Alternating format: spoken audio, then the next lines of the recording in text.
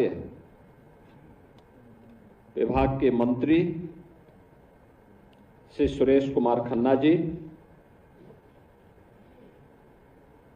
आज के इस समारोह में विशेष रूप से उपस्थित माननीय जनप्रतिनिधिगण, माननीय विधायक श्री अमरीश कुमार जी, विधान परिषद सदस्य श्री मुकेश शर्मा जी, उमेश द्विवेदी जी, अविनाश कुमार सिंह जी, रामचंद्र प्रधान जी, मानवेंद्र प्रताप सिंह उर्फ गुरु जी, प्रदेश के मुख्य सचिव श्री मनोज कुमार सिंह जी, अपर मुख्य सचिव माध्यमिक शिक्षा एवं वित्त श्री दीपक कुमार जी, महानिदेशक स्कूली शिक्षा श्रीमती कंचन वर्मा जी, थोड़ा पीछे हुई, प्रदेश के विभिन्न जनपदों में आयोजित कार्यक्रमों में संभल में वर्चुअली जुड़े प्रदेश की माध्यमिक शिक्षा की मंत्री श्रीमती गुलाब देवी जी, विभिन्न जनपदों में आयोजित कार्यक्रमों में हमारे प्रदेश सरकार के मंत्रीगण, केंद्र सरकार के मंत्रीगण, माननीय सांसद, माननीय विधायकगण, अन्य उपस्थित माननीय जनप्रतिनिधिगण और सभी सम्मानित अभिभावकगण, शिक्षकगण और प्यारे बच्चों, मैं सबसे पहले आज यहाँ पर माध्यमिक शिक्षा परिषद के द्वारा जो विभिन्न प्रकार के कार्यक्रम आयोजित हो रहे हैं, जिसमें उत्तर प्रदेश माध्यमिक शिक्षा, उत्तर प्रदेश माध्यमिक संस्कृत परिषद, केंद्रीय माध्यमिक शिक्षा बोर्ड और आईसीएसई बोर्ड के मेरिटोरियस छात्रों को सम्मान करने, 68वीं नेशनल गेम्स जो छात्रों की उत्तर प्रदेश में आयोजित हुई थी, उस नेशनल गेम्स में स्वर्ण पदक प्राप्तकर्ताओं को लखनऊ में और शेष रजत और कांस्य पदक प्राप्त करने वालों को संबंधित जनपदों में प्रदेश के टॉप 10 छात्रों का, जिन्होंने हाई स्कूल और इंटरमीडिएट की परीक्षा में मेरिट में स्थान प्राप्त हुआ है, उनका सम्मान यहां पर आयोजित हो रहा है। और जनपद स्तर पर जिन्होंने मेरिट में स्थान प्राप्त किया है, उन्हें जनपद स्तर पर आज जनप्रतिनिधियों के द्वारा सम्मान किया जा रहा है। इस पूरे आयोजनों में चाहे वह माध्यमिक शिक्षा की, सीबीएसई की, आईसीएसई बोर्ड की परीक्षाओं में जिन छात्र छात्राओं ने मेरिट में स्थान प्राप्त किया और आज उन्हें प्रदेश भर में सम्मान किया जा रहा है, लखनऊ में आयोजित इस कार्यक्रम में और जनपद स्तर पर भी आयोजित कार्यक्रमों में मैं उन सब के अभिभावकों का हृदय से अभिनंदन करता हूं, छात्रों का हृदय से बधाई देता हूं और माध्यमिक शिक्षा परिषद और सभी बोर्डों के जुड़े हुए अधिकारियों को हृदय से धन्यवाद भी देता हूं, जिन्होंने एक निष्पक्ष और पारदर्शी परीक्षा प्रणाली के माध्यम से एक स्वस्थ प्रतिस्पर्धा को आगे बढ़ाने में मदद की और जिसका परिणाम है कि मेरिट के आधार पर छात्रों ने अपने आप को साबित किया है, जिनमें से 8 छात्रों को अभी यहाँ मंच पर हम लोगों ने सम्मान किया है। नेशनल गेम में भी हमारे छात्रों ने माध्यमिक स्तर पर जो प्रदर्शन किया है वो बहुत बेहतरीन रहा है, जिसके बारे में मैं आगे चर्चा करूंगा। मुख्य रूप से बोर्ड की परीक्षा में उत्तर प्रदेश माध्यमिक शिक्षा बोर्ड और ये परिणाम बड़े चौंकाने वाले हैं। अगर आप देखेंगे तो आप भी चौंकेंगे।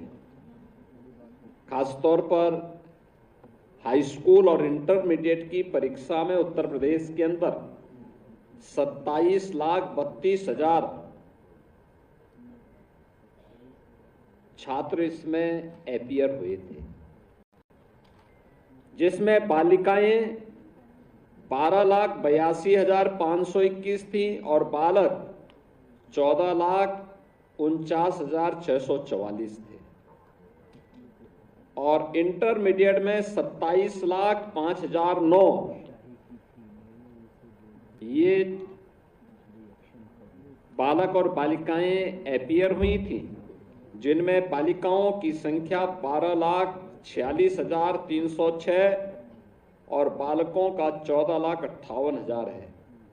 यानी अपीयर होने में तो बालक ज़्यादा हैं, लेकिन मेरिट जब आई तो मेरिट में जब रिजल्ट आया तो रिजल्ट में बालिकाओं का प्रतिशत था 93.87% और बालकों का था 86.66%। यानी बालिकाओं ने इसमें हाथ आगे बढ़ाया है और उन्होंने मेरिट में भी वे संख्या में ज़्यादा हैं, रिजल्ट भी उन्हीं की बालिकाओं का ज़्यादा अच्छा आया है। और ऐसे ही इंटरमीडिएट में बालिकाओं का प्रतिशत जो रहा है पास होने का वह 86.37% था और बालकों का ये केवल 76.60% था। तो ये चीजें दिखाती हैं कि बालिकाएं ज्यादा मेहनत करती हैं, बालक मेहनत करने में थोड़ा पीछे है। तो मैं इन सभी बेटियों को हृदय से बधाई देता हूं, स्पेशल रूप से जिन्होंने बहुत अच्छा यहाँ पर स्थान प्राप्त किया है। इसमें अगर हम मेरिट की जब बात करते हैं तो अगर आप देखेंगे प्रदेश की टॉप 10 रैंक जो प्राप्त हुई है उत्तर प्रदेश माध्यमिक शिक्षा परिषद में, तो इसमें हाई स्कूल में अगर आप देखेंगे तो इसमें हाई स्कूल में जो बॉयज केवल 24 और बालिकाएं 43 मेरिट सूची में आई हैं। प्रदेश की मेरिट सूची में इन्होंने स्थान प्राप्त किया है, यानी बालकों से लगभग दोगुना। और इंटरमीडिएट में भी दौर भी खराब रहा है, बॉयज केवल 6 ही मेरिट सूची में आए हैं प्रदेश की और बालिकाएं आई हैं 24।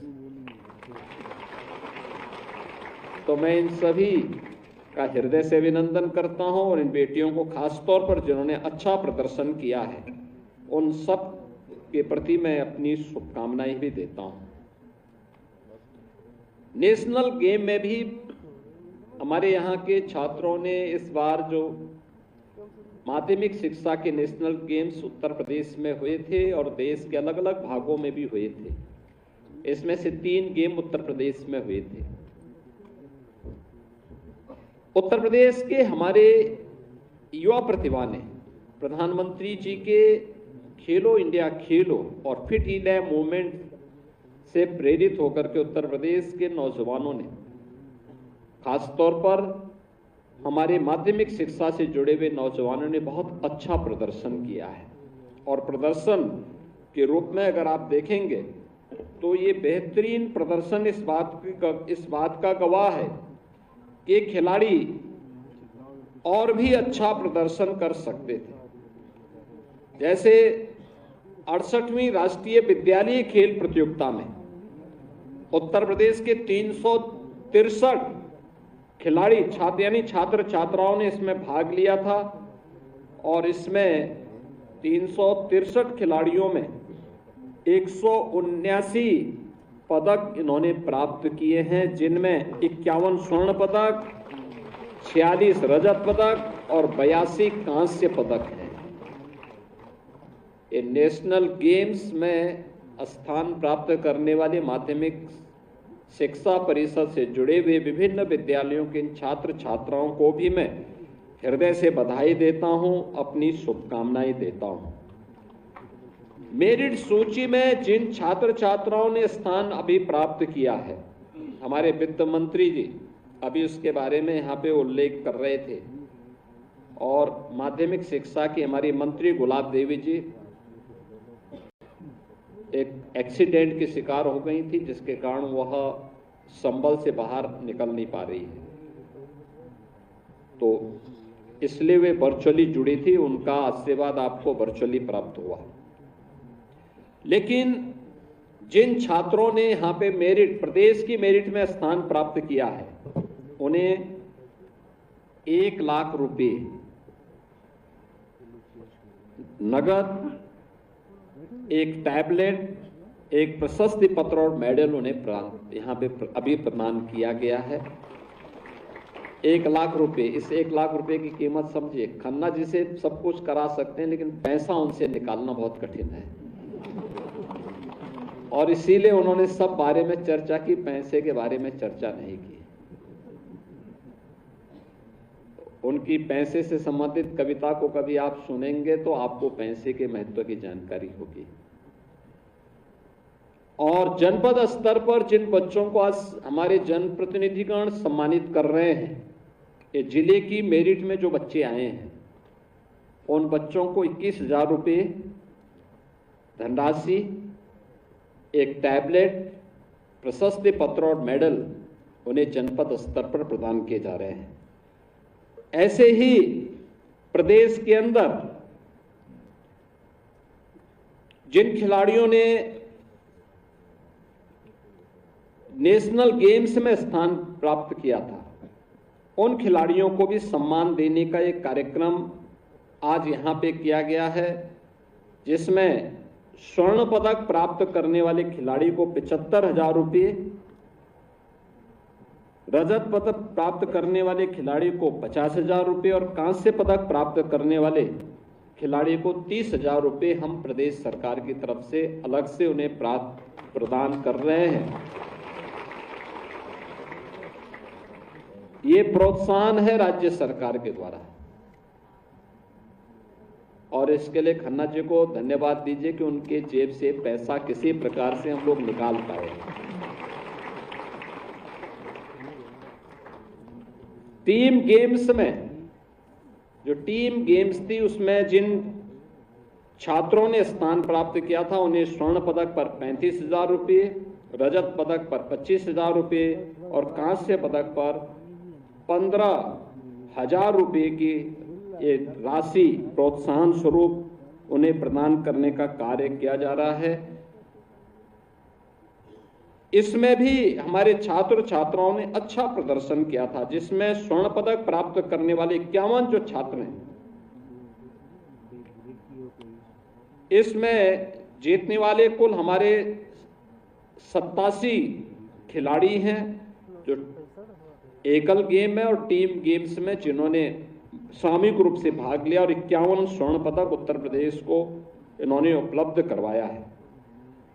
मैं इन सभी अपने होनहार माध्यमिक शिक्षा से जुड़े हुए छात्रों का हृदय से अभिनंदन करता हूं। पदक प्राप्त करने पर, प्रतिभाग करने और फिर उसमें पदक प्राप्त करने पर उन्हें हृदय से बधाई देता हूं।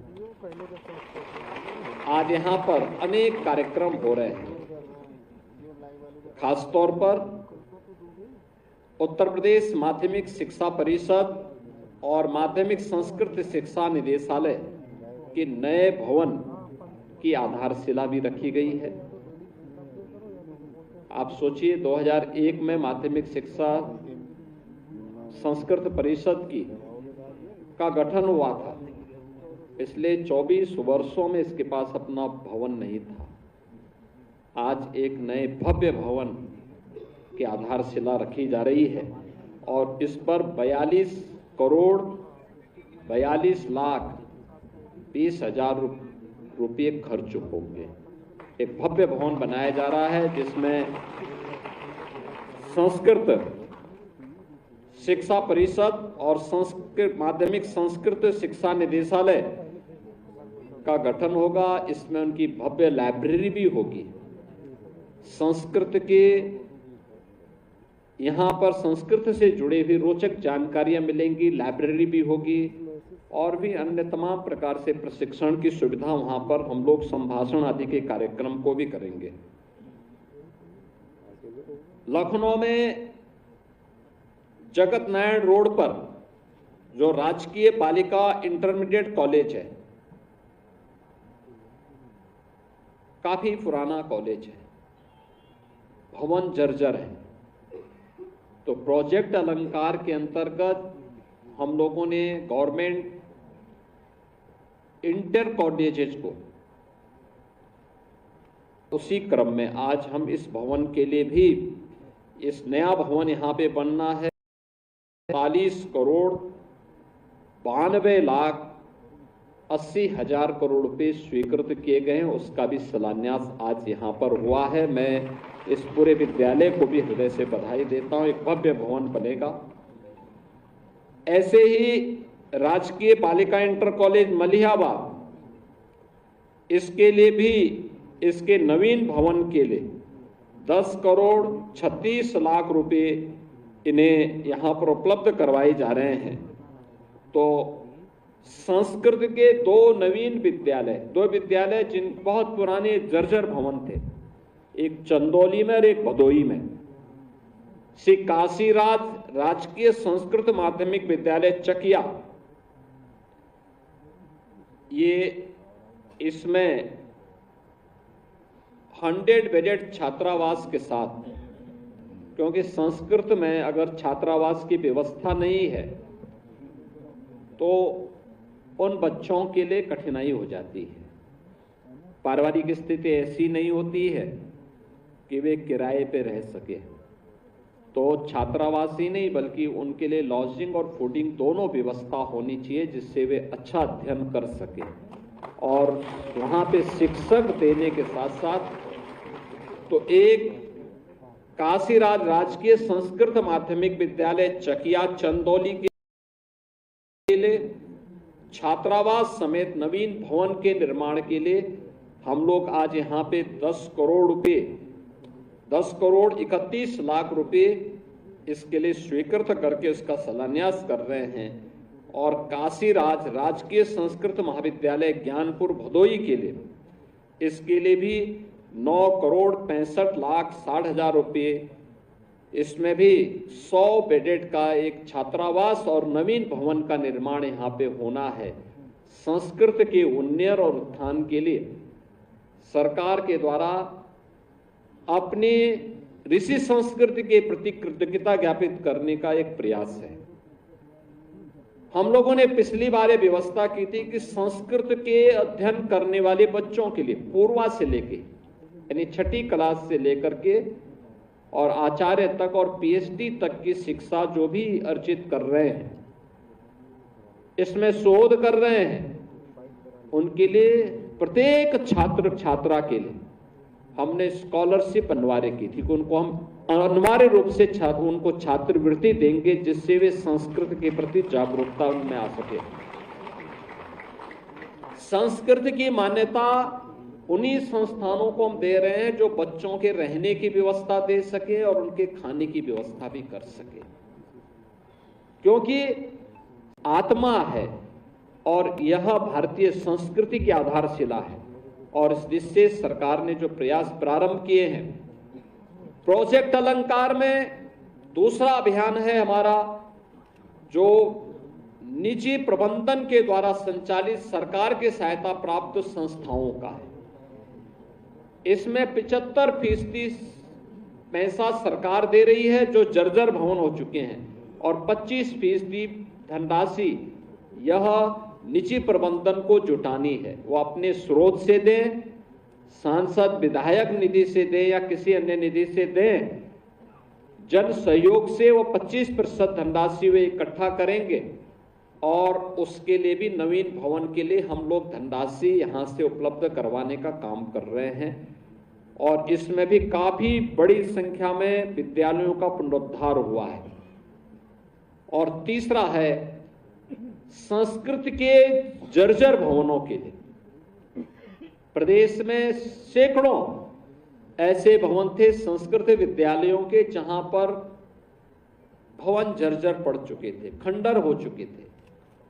कोई व्यवस्था नहीं थी, सरकार ने व्यवस्था की है। निजी प्रबंधन 5% पैसा दे, 95% पैसा सरकार देगी और वहां पे भी नवीन भवनों का निर्माण होना चाहिए, पुस्तकालय का निर्माण होना चाहिए, डिजिटल लाइब्रेरी बननी चाहिए, अच्छी वहां पे स्मार्ट क्लासेस वहां पे भी बनने चाहिए, जिससे संस्कृत पढ़ने वाले बच्चों को हम डिजिटल युग में उन्हें भी डिजिटल क्रांति का ज्ञान करा सकें। ये एक नया इनिशिएटिव है सरकार के स्तर पर, जिसको हम आगे बढ़ाने का काम कर रहे हैं। और आज अभी आपने देखा होगा एक MOU यहां पे किया गया है, ये माध्यमिक शिक्षा परिषद के बीच में, और साथ साथ यहां पर हम लोगों ने टाटा कंसल्टेंसी के साथ और जो यहां पे टाटा नेल्को तथा यास्कावा, ये जापान की कंपनी है, इनके अधिकारियों के साथ एक MOU यहां पे हुआ है।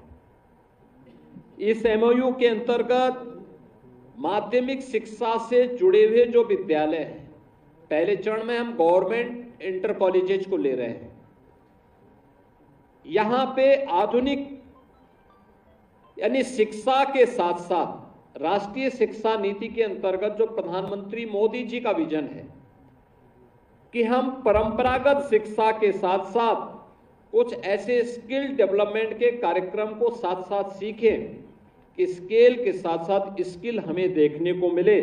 और इसमें खासतौर पर ड्रीम योजना के अंतर्गत design, robotics, electronics and additive manufacturing lab की स्थापना का कार्य इसमें होगा। लगभग 162 करोड़ 72 लाख रुपए की लागत से कार्यक्रम चलेगा, जिसमें समग्र शिक्षा द्वारा इसको 77 करोड़ रुपए की धनराशि वहन की जाएगी और इसमें ज्यादातर शेयर ये उद्योग समूह के द्वारा 162 करोड़ 72 लाख रुपए इस पे लगाए जाएंगे। यानी ये ज्यादा पैसा वे लोग लगाएंगे, उसका एक छोटा सा शेयर सरकार उपलब्ध करवाएगी और बच्चों को हम आधुनिक तकनीक के साथ उनके स्किल डेवलपमेंट में योगदान दे पाएंगे। ये model hub and spoke model पर होगा।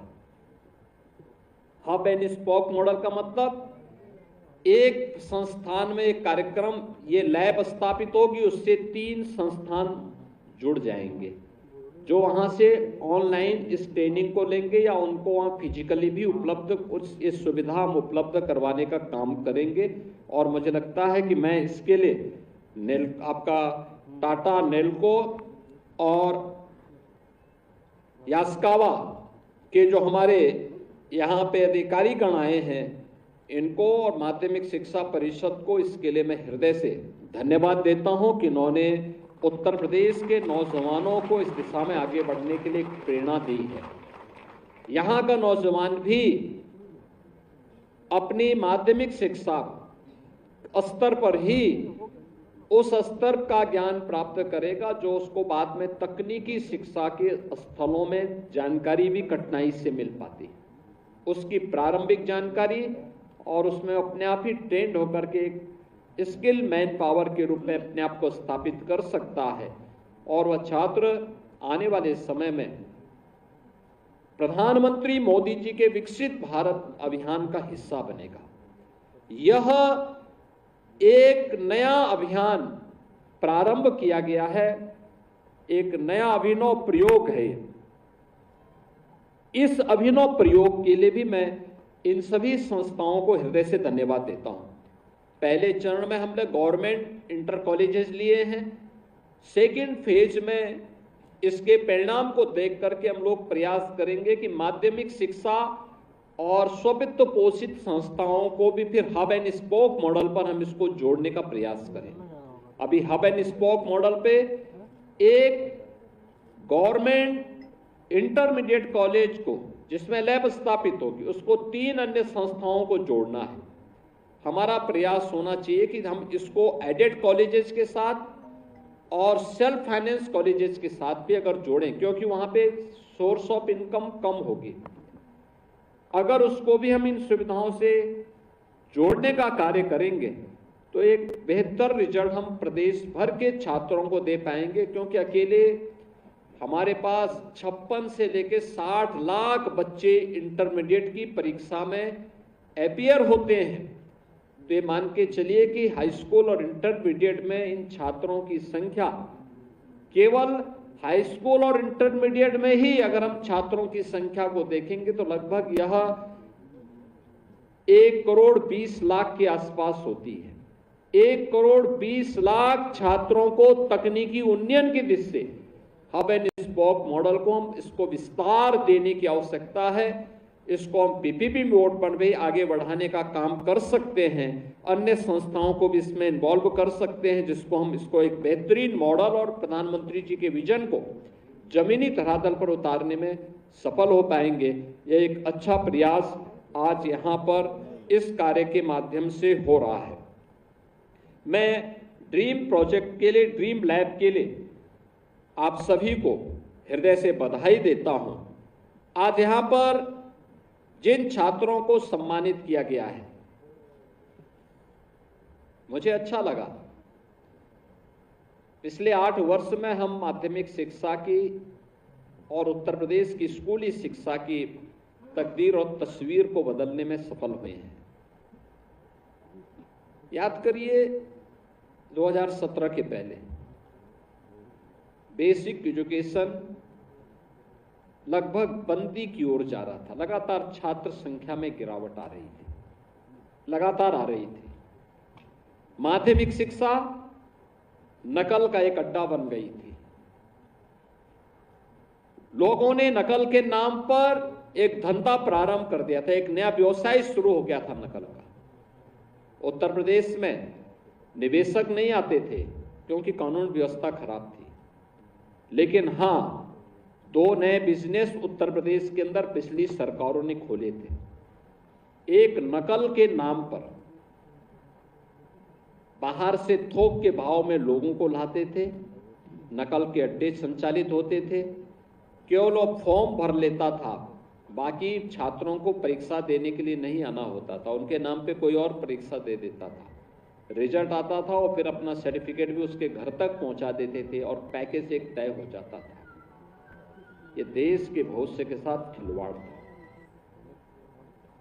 दूसरा यहां पे व्यवसाय होता था ट्रांसफर पोस्टिंग में, पैसे लेकर के ट्रांसफर पोस्टिंग भी एक उद्योग था। इसके नाम पर भी पैसे लिए जाते थे।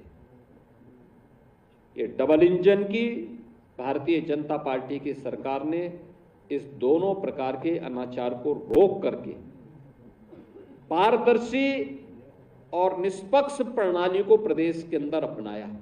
आज उसका परिणाम है। हम भी कह सकते हैं और आप भी कह सकते हैं कि हमने उस कालखंड में अपनी परीक्षा उत्तीर्ण की है जब नकल विहीन परीक्षा उत्तर प्रदेश के अंदर होती थी, नकल का नामो निशान नहीं था।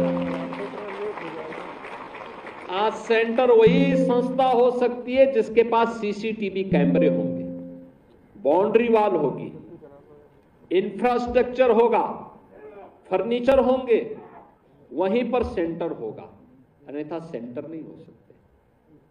दूसरा रिफॉर्म इसमें हुआ। रिफॉर्म किस रूप में हो सकते हैं? और रिफॉर्म दूसरा इसमें जो किया गया वह था कि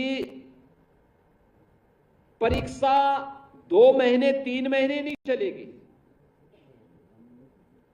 परीक्षा 13-14 दिन मात्र के अंदर पूरी परीक्षा संपन्न हुई। 13-14 दिन के अंदर परीक्षा छात्रों को परेशान करने का माध्यम नहीं होनी चाहिए। परीक्षा छात्रों को प्रताड़ित करने का माध्यम नहीं होनी चाहिए, उनका आकलन करने का माध्यम होनी चाहिए। उसमें एक प्रतिस्पर्धा का भाव हो, चुनौती से जूझने की एक ललक हो,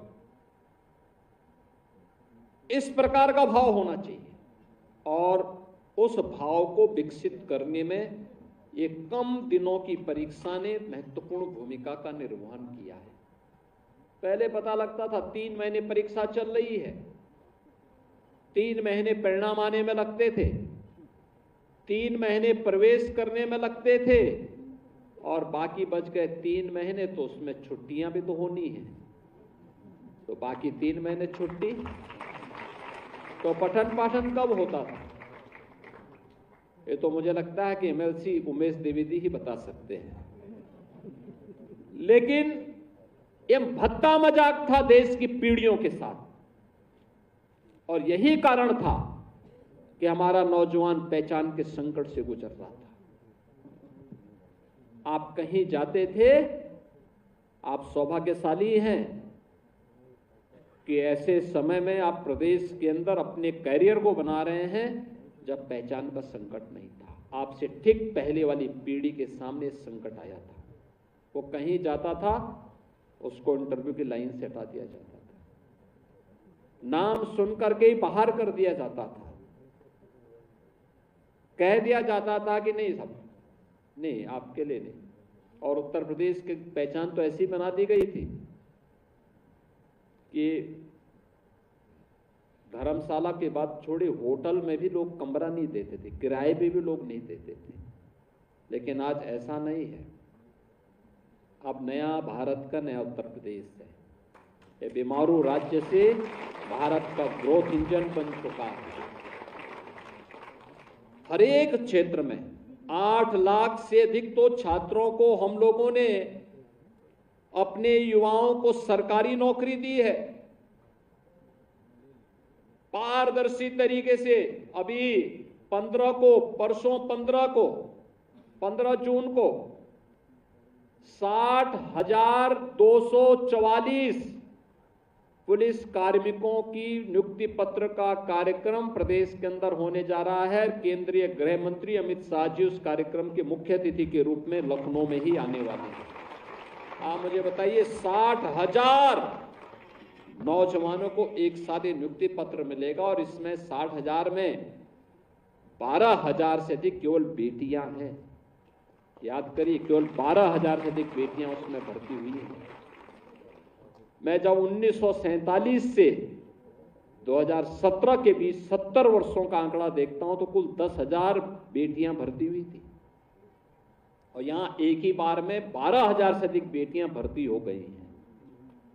ये परिणाम दिखाता है कि सरकार में करने की इच्छा शक्ति होनी चाहिए, और उसके लिए मैं बार बार कहता हूं कि परीक्षा छात्रों को परेशान करने की नियत से नहीं, उसके अंदर एक स्वस्थ प्रतिस्पर्धा का भाव पैदा करने का माध्यम होनी चाहिए, अपने आप को आंकलन करने का माध्यम होनी चाहिए, चुनौतियों से जूझने का एक जज्बा उसके अंदर पैदा करने का माध्यम होनी चाहिए। और इसके लिए प्रधानमंत्री जी के द्वारा लिखी गई पुस्तक एग्जाम वॉरियर्स बड़ी भूमिका का निर्वहन करता है। मैं कहता हूं आजकल छुट्टियां होंगी, आप लोग थोड़ा एग्जाम वॉरियर पढ़िए, नहीं है तो मेरिटोरियस छात्रों को मैं माध्यमिक शिक्षा परिषद से कहूंगा कि हर बार मेरिटोरियस छात्रों को वो पुस्तक जरूर दिया करिए, या लाइब्रेरी में, विद्यालयों की लाइब्रेरी में उस पुस्तक को रखो।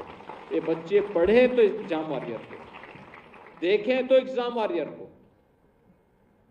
जो महत्वपूर्ण बातें प्रधानमंत्री जी ने उसमें कही हैं, उनको हम थोड़ा भी अपने जीवन में अंगीकार कर लेंगे तो फिर जीवन की कोई चुनौती आपके सामने चुनौती नहीं रहेगी, आसान हो जाएगी, बहुत आसान हो जाएगी। उस दिशा में हमें अपने आप को तैयार करना होगा। पढ़ाई के साथ साथ एक दूसरे के प्रति सम्मान का भाव भी होना चाहिए। अपने से बड़ों बुजुर्गों का भी सम्मान का भाव होना चाहिए, माता पिता का भी सम्मान का भाव होना चाहिए, गुरुजनों के प्रति भी सम्मान का भाव होना चाहिए, समाज के प्रति अपनी जिम्मेदारियों का भाव भी होना चाहिए, और राष्ट्र के प्रति भी अपनी जवाबदेही का भाव हम सबके मन में होना चाहिए। राष्ट्रीय संपत्ति को नुकसान नहीं पहुंचाना चाहिए। ये मान के चलिए वह राजकीय संपत्ति या कोई सार्वजनिक संपत्ति किसी व्यक्ति की नहीं, समाज की संपत्ति है, समाज के कंट्रीब्यूशन से बनी हुई है, उसका नुकसान नहीं होना चाहिए।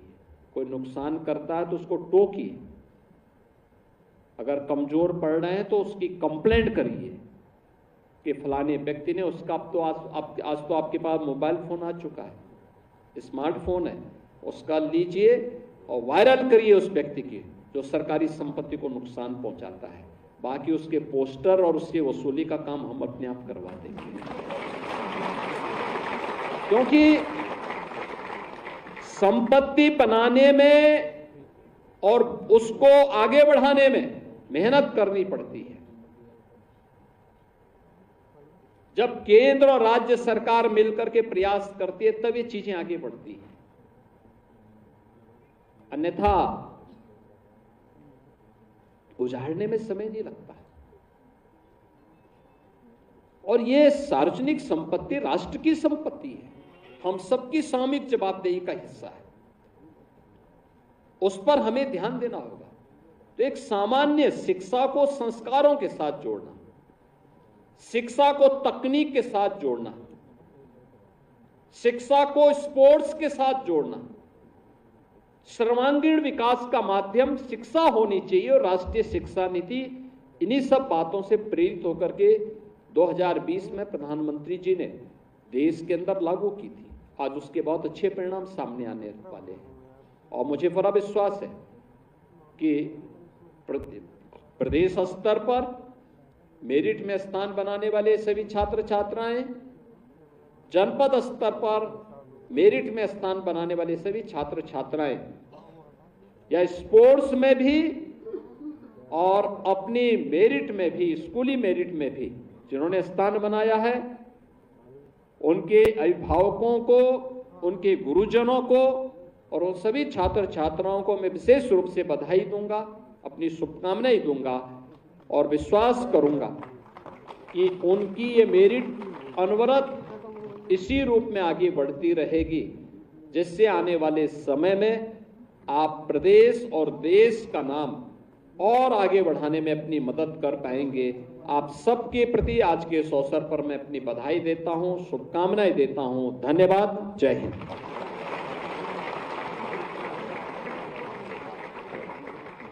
बहुत बहुत धन्यवाद माननीय, आपके प्रेरणादायी उद्बोधन के लिए, आशीर्वाद के लिए, मार्गदर्शन के लिए। सभी बच्चों का ये अनुरोध है कि आप सभागार में आसन ग्रहण करें, जिससे इस ऐतिहासिक पल की एक तस्वीर उनके स्मृति में हमेशा के लिए अंकित हो जाए।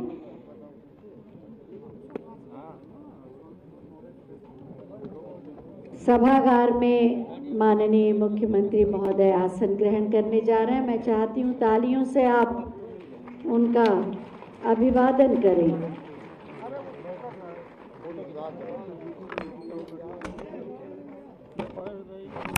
सभी से अनुरोध है बैठ जाएं, सभी अपने स्थान पर बैठ जाएं, जिससे सभी के चेहरे आ सकें।